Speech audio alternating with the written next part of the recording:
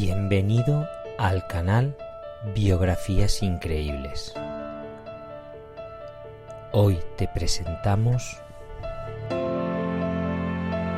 Emiliano Zapata, orígenes en la Tierra del Sur.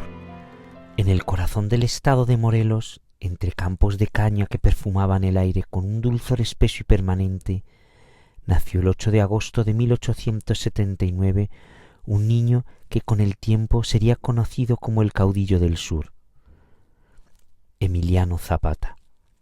Su cuna fue el pequeño pueblo de Anenecuilco, una comunidad campesina cuyos habitantes vivían entre la esperanza del trabajo agrícola y la constante amenaza de los hacendados que expandían sus dominios como una sombra que avanzaba sin pedir permiso. Zapata creció en una familia mestiza dedicada a la agricultura y a la cría de caballos, una actividad que marcaría profundamente su carácter y su habilidad como jinete. Desde joven mostró una destreza singular para dominar animales difíciles, una cualidad que más tarde se convertiría en metáfora de su propia personalidad indomable. Pero antes de la guerra, antes de la leyenda, hubo un adolescente silencioso que observaba cómo las tierras comunales de su pueblo eran arrebatadas con documentos legales incomprensibles y firmas que sellaban injusticias irreversibles. Existe un dato poco conocido que suele perderse en la narrativa heroica. Zapata fue elegido, siendo muy joven, miembro de la Junta de Defensa de Tierras de su comunidad, lo cual demuestra que antes de empuñar un fusil ya empuñaba la palabra y el sentido de responsabilidad colectiva. Años antes del estallido revolucionario, ya encabezaba delegaciones que acudían a instancias gubernamentales para exigir la restitución de ejidos, mostrando una temprana comprensión del poder de la organización campesina. El México de Porfirio Díaz y la semilla de la rebelión. Durante el largo régimen de Porfirio Díaz, conocido como el Porfiriato, el país experimentó crecimiento económico, modernización ferroviaria y apertura a capital extranjero, pero también una brutal concentración de tierras en manos de unos cuantos, mientras los pueblos indígenas y campesinos eran desplazados sistemáticamente. En Morelos, la expansión de los ingenios azucareros arrasaba con tierras comunales. Documentos históricos revelan que algunas haciendas cercaron terrenos de cultivo tradicional en cuestión de semanas, obligando a comunidades enteras a convertirse en peones endeudados. Zapata fue testigo de desalojos violentos. Uno de ellos, sin testimonios locales, marcó su determinación definitiva cuando vio llorar a ancianos que recordaban haber trabajado esas tierras toda su vida. Un episodio curioso y revelador ocurrió en 1909, cuando Zapata fue nombrado presidente del Consejo de Defensa de Anenecuilco. No era aún un revolucionario armado, sino un líder agrario que utilizaba títulos coloniales antiguos para aprobar la propiedad colectiva del pueblo. En más de una ocasión viajó personalmente para presentar pruebas ante tribunales que casi siempre fallaban en favor de los hacendados. El llamado de la revolución.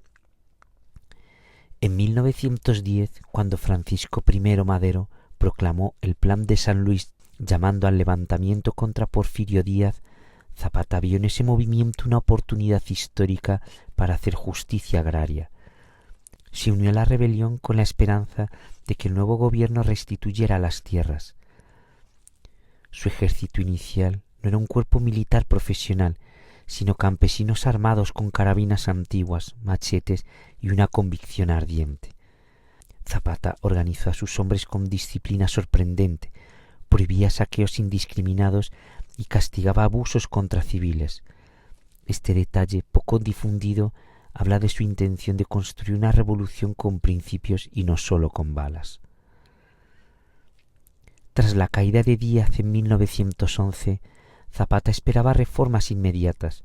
Sin embargo, al percibir que Madero vacilaba en cumplir las promesas agrarias, redactó el histórico Plan de Ayala, un documento radical que exigía la devolución de tierras y proclamaba el lema que lo inmortalizaría: tierra y libertad.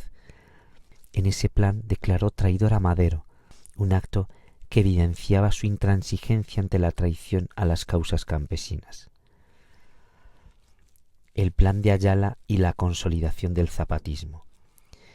El plan de Ayala no fue simplemente un manifiesto político, fue una declaración moral que redefinió la Revolución Mexicana desde el sur. Zapata propuso la expropiación de una tercera parte de las grandes haciendas para repartirla entre campesinos y la nacionalización de bienes de quienes se pusieron al movimiento.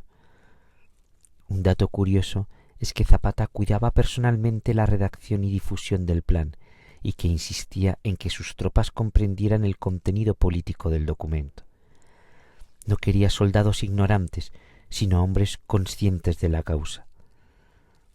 Durante estos años, el Ejército Libertador del Sur consolidó su presencia en Morelos, estableciendo una especie de gobierno paralelo que organizaba la producción agrícola y mantenía cierto orden administrativo. Se acuñó moneda provisional y se establecieron tribunales locales, aspectos menos conocidos que muestran que el zapatismo no era mera insurgencia, sino un proyecto alternativo de organización social.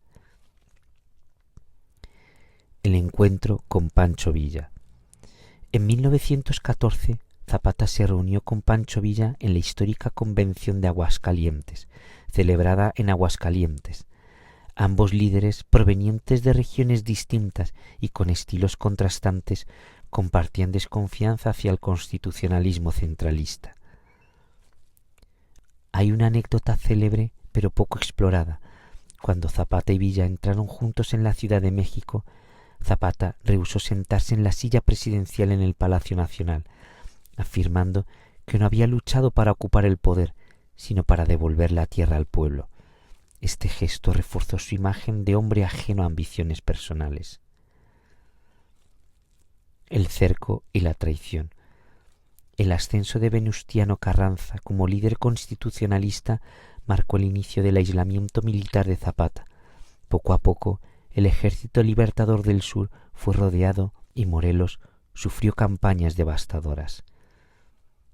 En 1919, el coronel Jesús Guajardo fingió deserción y atrajo a Zapata a la hacienda de Chinemeca.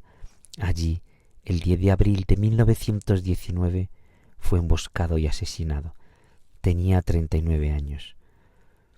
Un detalle curioso es que muchos campesinos se negaron a creer en su muerte y durante años circularon rumores de que había sobrevivido y que regresaría. Esa persistencia del mito habla de la profundidad simbólica que alcanzó. El legado eterno. Tras su muerte, el zapatismo se convirtió en referencia obligada de justicia agraria. Décadas más tarde, movimientos sociales retomaron su nombre, entre ellos el Ejército Zapatista de Liberación Nacional en 1994, evocando la vigencia de su lucha. Zapata no dejó grandes discursos escritos ni memorias personales extensas. Dejó, en cambio, un ejemplo de coherencia radical entre la palabra y la acción. Fue un hombre de campo que se convirtió en símbolo universal de resistencia campesina. En las montañas y llanuras de Morelos, aún hoy su nombre se pronuncia con respeto y su figura, montada a caballo con bigote espeso y mirada firme, permanece como una estampa indeleble en la memoria de México. Porque más allá de la historia oficial, más allá de las batallas y planes políticos, Emiliano Zapata fue y continúa siendo la encarnación de una exigencia sencilla y poderosa, que la tierra pertenece a quienes la trabajan y que la dignidad no sea jamás negociable.